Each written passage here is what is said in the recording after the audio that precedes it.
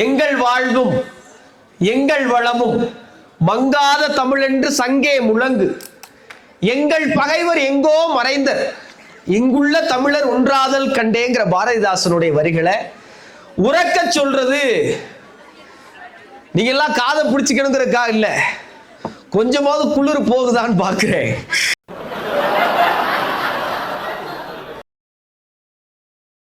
இருக்கிற பல்வேறு நாடுகளுக்கு சென்று தமிழ் பேசுகிற வாய்ப்பை தமிழன்னை எனக்கு வழங்கி இருக்கிறார்.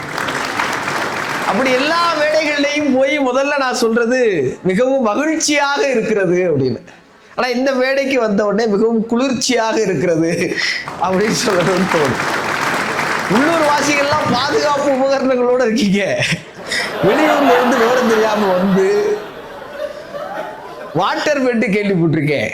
இன்னைக்கு அந்த பெட்டே வாட்டர் மாதிரி இருக்கு, தரையெல்லாம் ஜில்லுன்னு இருக்கு, காலை வச்சா விரைக்குது. சார் வந்தவொடனே கேட்டாங்க, என்ன சார் புது ஹேர் ஸ்டைலா இருக்கு? குளிர்ல விரைச்சிருச்சு சார். அது புது சிகை அலங்காரமா உங்களுக்கு தெரியுது. நீலகிரி மாவட்ட நிர்வாகத்திற்கு முதல்ல பெரிய நன்றி. ஏன்னா எல்லா நாட்டுக்கும் எல்லா கலாச்சாரத்திற்கும் எல்லா மக்களுக்கும் தனித்தனி பண்பாடு இருக்கிறது. பண்பாடுங்கிற வார்த்தை ரொம்ப முக்கியம். ஏன்னா பண்பாடுங்கிற வார்த்தைக்கு என்ன அர்த்தம் நினைக்கிறீங்க? பண்படுவதுதான் பண்பாடு. ஒரு இனக்குழு, ஒரு சமூகம், ஒரு மக்கள் கூட்டம் பண்படுகிற நிலை இருக்குல்ல, அதான் பண்பாடு. பண்படுறதுனா என்ன? ஒரு நிலம் இருக்கு, தரிசு நிலமா இருக்கு, அந்த நிலத்தை விளைச்சி நிலமா மாத்திரம்னா என்ன பண்ணுவோம்? அதை உழுகுவோம், உரமிடுவோம், அதை பக்குவப்படுத்துவோம், நீரிடுவோம், பிறகு விதைப்போம். அப்படி ஒரு நிலம் பண்படுவதற்கே அவ்வளவு செயல்பாடுகள் வேண்டும் என்றால், மக்களின் மனம் பண்பட வேண்டும் என்றால் எவ்வளவு செயல்முறைகளை செய்ய வேண்டியது இருக்கிறது. அதை இந்த தமிழ் சமூகம் செஞ்சிருக்கு. அதோடைய நவீனமான முகம்தான் இந்த புத்தக திருவிழாக்கள். ஒரு அரங்கம் நிறைந்த கைதட்டல் நீங்க எல்லாரும் கொடுக்கலாம். ஆனா ஆரம்பிச்ச உடனே இப்படி வெளியே கிளம்புவீங்க நான் எதிர்பார்க்கல. ஏதோ அவசர வேலையா போறீங்களா? என்கிட்ட வரும்போது எது சொல்லியிருந்தாலும் நான் பேராசைப்பட்டிருக்க மாட்டேன். கல்லூரி மாணவர்கள் நிறைந்த அரங்கமா இருக்கும் தம்பி. நான் மகிழ்ச்சி வெள்ளத்துல ஆழ்ந்து நிறைய காதல் கவிதைகள்லாம் எடுத்துட்டு வந்துட்டேன். இப்ப நான் காதல் கவிதைகளை சொல்லி அதை நீங்க யார்கிட்ட சொல்லி பரவாயில்ல. நான் விடாமுயற்சியான ஆளு, 106 நாள் உள்ள இருந்திருக்கேன். அப்ப விடாமுயற்சி விட்டு உங்களுக்கு தெரிய வேண்டாமா? இங்க சுகீசிவம் ஐயா எனக்கு ரொம்ப பிடித்த பேச்சாளர். நீங்க யாரு பேச்ச கேட்க வர்றீங்க வரலைங்கிறது முக்கியம் இல்லை. சுகி ஐயா பேசுறப்ப தயவு செஞ்சு எல்லாரும் வந்துருங்க. ஏன்னா ஐயாவுடைய பேச்சை கேட்டதுனாலதான் இன்னைக்கு நான் இங்கிருந்து பேசிட்டு இருக்கேன். சுகி சிவம் ஐயாவுடைய தகப்பனார் எழுத்தாளர் சுகி சுப்பிரமணியம் ஐயா. அவங்க மாநாடு நடத்துறாங்க, எழுத்தாளர் மாநாடு நடத்துறாங்க. அப்ப காமராஜர் ஐயா தலைவரா பொறுப்பேற்கிறாங்க, முதலமைச்சரா இருக்கிறாங்க. 10 மணிக்கு நிகழ்ச்சி தொடங்கணும். அவசரமா காமராஜர் ஐயா வராங்க. வந்த உடனே நேரமாச்சுங்கிறாங்க. இல்ல சார், உங்களுக்கு ஒரு வரவேற்பு வழங்கிறோம், சீக்கிரம் பண்ணுங்க அப்படின்னு அவசரப்படுறாரு காமராஜர் ஐயா. முன்வரிசையில் உட்கார்ந்தாரு. அப்ப வரவேற்புரை நல்கிற சுகி சுப்பிரமணியம் ஐயா என்ன சொல்றாங்கன்னா, ஒரு கதை சொல்றேன், நிறைய பேசணும்னு இருந்தேன், ஆனா முதல்வருக்கு நேரம் இல்லை, ஒரு கதை மட்டும் சொல்றேன்னு அந்த கதையை சொல்லி ஒரு சுவாரஸ்யமான இடத்துல நிப்பாட்டிட்டாங்க. கதையை முழுசா சொல்லணும்னு தான் நினைக்கிறேன், ஆனா ஐயாவுக்கு தான் நேரம் இல்லை அப்படின்னு இருக்காங்க. காமராஜர் கீழே இருந்து, யோ சொல்லி தொலையா அப்படின்னு இருக்காரு. பாதியை மட்டும் கேட்டு மீதி என்னாச்சுன்னு தெரியல, என்ன பண்றது? அப்ப சுகி சுப்பிரமணிய ஐயா சொன்னாங்களா, ஒரு முதல்வரை விட ஒரு எழுத்தாளனுக்கு ஆளுமை இருக்கிறது என்பதை நீங்கள் புரிந்து கொண்டீர்களா அப்படின்னு கேட்டாங்க. காமராஜர் ஐயா சிரிச்சுட்டாங்களா. சிரிச்சுட்டு, சரி கதையை சொல்லியா? யாருக்கு தெரியும், இப்பதான் எழுதுல, அடுத்த வாரம் குமுதம் பாருங்க, மீது அதுல வேணா வரலாம் அப்படின்னு சொன்னதா சுகி ஐயா இதை பதிவு செஞ்சாங்க. ஒரு எழுத்தாளருக்கோ பேச்சாளருக்கோ மக்கள் கிடைப்பது இருக்குல்ல, அது வரம். நிறைய பணம் கிடைக்கும், நிறைய பாராட்டு கிடைக்கும், பிக் பாஸ் டைட்டில் வின்னருங்கிற பேரு கூட கிடைக்கும். ஆனா கேட்கிற கூட்டம் கிடைக்கிறது இருக்குல்ல, அது அரிதினும் அரிது. ஏன்னா உங்க நேரத்தை நான் எடுத்துக்கிறதுங்கிறது ரொம்ப பொறுப்பான ஒரு விஷயம். இப்ப இங்க இருக்கிற எல்லாரும் முத்துக்குமரன் 2 பசங்க வந்து சொன்னாங்க மதுரை தமிழ்ச்சங்கத்துல இருந்து, அண்ணே உங்க பேச்சு கேட்கறதுக்காக நாங்க வந்து கல்லூரியெல்லாம் விடுப்பு போட்டு வந்தோம்னே அப்படின்னாங்க. உண்மையா இல்ல சும்மா சொன்னாங்களான்னு தெரியல. ஆனா கேட்கறப்ப நமக்கு மகிழ்ச்சியா இருக்குல்ல. ஏன்னா அவர் பேச்சை கேட்கிற எல்லாரும் என்ன மாதிரியா வந்து உட்காருவாங்கன்னு தெரியாது. ஒரு ராஜா என்ன பண்ணாரா, அவங்க நாட்டுல சிறந்த வீரன் யாருன்னு கண்டுபிடிக்கன்னு நினைச்சாராம்.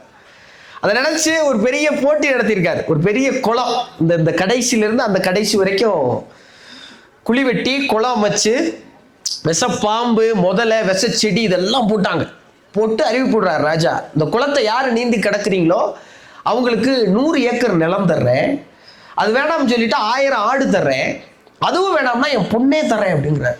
பொண்ணு பார்த்தா ஊட்டியில பிறந்த பிள்ளை மாதிரி அவ்வளவு அழகா இருக்கு, எழில்மிகு அழகு. கேட்ட உடனே எங்களை மாதிரி பயிலும் பூரா கிளம்பிட்டாங்க. கிளம்பி வந்து குளத்தை சுத்தின்னுட்டான் பூரா பயிலும். குளத்தை பார்த்தோன்னே எல்லாருக்கும் டர்ரு. இல்ல உள்ள இருந்து பாம்பு போகுது, முதல்ல வாங்குது. இந்த பிள்ளைக்கு ஆசைப்பட்டு இதுல வந்து வாழ்க்கை இழக்கிறதுக்கு ஏதோ வத்தல தொத்தலோ நமக்கு ஏற்றத்தை பிடிச்சிட்டு ஓடிடலாம்ங்கிற மாதிரி எல்லாம் நிக்கிறாங்க. அப்ப என்ன ராஜா வருத்தமா இருக்காரு, என்னடா ஒரு வீரம் இல்லையா அந்த நாட்டுல அப்படின்னு அவர் வருந்துற அந்த தருவாயில என்னைய விடுங்க, உங்களை மாதிரி ஒரு இளைஞன் அப்படியே குட்டுன்னு ஓடி வந்து குளத்துல குதிச்சிட்டான். குதிச்சு முதல்ல எல்லாம் மிதிச்சு பாம்பெல்லாம் தள்ளி விட்டு செடியெல்லாம் அத்தெறிஞ்சு மேல வந்துட்டான். கொண்டாடுறாங்க மக்கள். அப்படி தோல்ல தூக்கி வச்சு குதிக்கிறாங்க. மேடைக்கு வந்தோடனே ராஜா கட்டி பிடிச்சு முத்தம் கொடுக்குறாரு. அவன் அவர்கிட்ட வாங்குவா வந்தேன், இருந்தாலும் வாங்கிக்கிட்டான். கேட்கிறா ராஜா, என்ன தம்பி என்ன வேணும்? 100 ஏக்கர் நிலம் வேணுமா? இல்ல வேணாம் ராஜா. 1000 ஆடு வேணுமா? அதெல்லாம் வேணாம் ராஜா. என் பொண்ணு வேணுமா? வேணாம் ராஜா. அப்புறம் என்னதான்டா வேணும்? என்னை இவன் தள்ளி விட்டான்னு தெரிஞ்சான். அவனையே எவ்வளவு தள்ளி விட்டுருக்கான். அவன் தப்பிச்சா போதும்டான்னு கிளம்பி நீச்சல் அடிச்சு அப்படி மேல வந்திருக்கான். அப்படியாக இந்த அரங்கில் வந்து அமர்ந்திருக்கும் என் சகோதர சகோதரிகளே, தோழர்களே, தோழிகளே, நண்பர்களே, வர சொல்லியிருக்காங்க, வந்தாச்சு. வெளியே போனா வேற பார்ப்பாங்க. நான் வேற அவசரப்பட்டு முன் வரிசையில உட்காந்துட்டேன். இவன் வேற நம்மளை பார்த்துக்கிட்டே பேசுறேன், எந்திரிச்சு போனா ஏசுறேன். அப்படியாக நீங்க உட்கார்ந்து இருக்கிற பொறுப்பு உங்களுக்கு இருந்தாலும் எனக்கு ஒரு பொறுப்பு இருக்கு. ஏன் புத்தகங்களை வாசிக்கணும், ஏன் தமிழ் வேணும் அப்படின்னு சொல்றோம்னா, ஃபெட்னாங்கிற ஒரு அமைப்பு இருக்கு, வட அமெரிக்க தமிழ் சங்கங்கள் பேரவைங்கிற ஒரு அமைப்பு. அமெரிக்கால அவங்க ஒரு நிகழ்வு நடத்துறாங்க. ட்ரம்ப் வந்ததுக்கு அப்புறம் அமெரிக்காவுக்கு நம்ம ஊர்ல இருந்து ஆளை ஏத்துறதை நிறுத்திட்டாங்களா?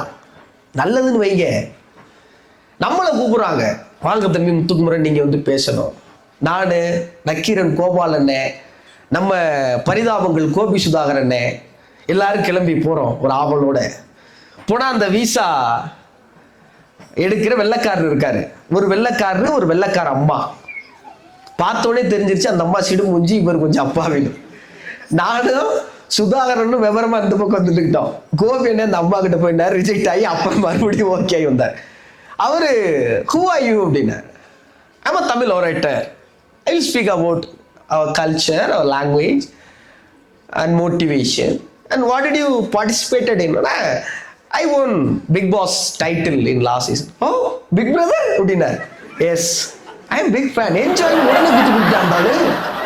அமெரிக்காவுக்கு வீசாவே கிடைக்காது. நாங்க அமெரிக்காவுக்கு வீசாவே கிடைக்குது. நாங்க கலந்து பிக் பாஸ்ல ஜெயிச்சு அமெரிக்கா வீசாலாம் கிடைக்கும் எனக்கு அன்னைக்கு தாங்க தெரிஞ்சது.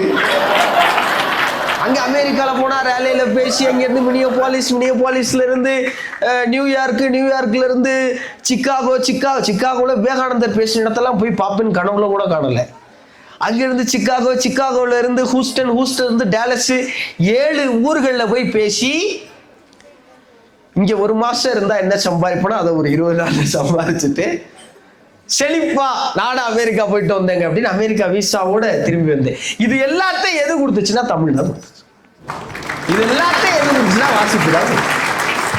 ஏன் புத்தகம்? இந்த புத்தகம் யாரோ புலமை படைத்தவங்க கொடுத்தாங்கன்னா சார் சொன்னாங்க. இல்ல சார் நான் தான் சார் கொடுத்தேன், மன்னிச்சுங்க சார். இந்த புத்தகம் உங்கள் அகத்திற்கு ஏதோ ஒரு புத்துணர்ச்சியை கொடுத்து உங்கள் புத்திசாலிகளாகவோ அல்லது ஏதாவது ஒன்றாகவோ மாற்றிவிடும் நண்பர்களே. சத்தியமா நீங்க நம்பலாம். யோசிச்சு பாருங்க. எனக்கே தெரியும், நான் ரொம்ப அழகெல்லாம் கிடையாது. நம்ம ரொம்ப பார்த்தோன்னே அப்படி வசீகரிக்கிற ஆளா கிடையாது. நமக்கு பெரிய ஸ்டார்டம் வேல்யூ இருக்கா? ஒரு கழுதையும் கிடையாது. இல்ல அப்பா பெரியப்பா சொல்லும்படியா? இல்ல, ஒண்ணும் கிடையாது, உருப்படி இல்லை. ஆனால் அந்த பிக் பாஸ் நிகழ்ச்சிக்கு போனோடனே கோடிக்கணக்கான மக்கள் வாக்கு செலுத்தி இந்த பயலை ஜெயிக்க வைக்கணும்னாங்களே, எதுக்குங்க? இப்ப நம்ம மொழி பேசுறான்டா, நம்ம மொழியில நம்ம இதுவரைக்கும் படிக்காத ஏதோ ஒண்ணு இந்த பிள்ளை சொல்லுது. இந்த பிள்ளை என்னத்தையோ வாசிச்சிருக்கு. யார் யாருக்கோ கொடுக்கறதுல இவனுக்கு தூக்கி கொடுங்கடா, இவன் நாளைக்கு 4 பேருக்கு நல்லது சொல்லுவாங்கிற நம்பிக்கையை சம்பாதித்தது இருக்குல்ல, அதான் பிக் பாஸ்.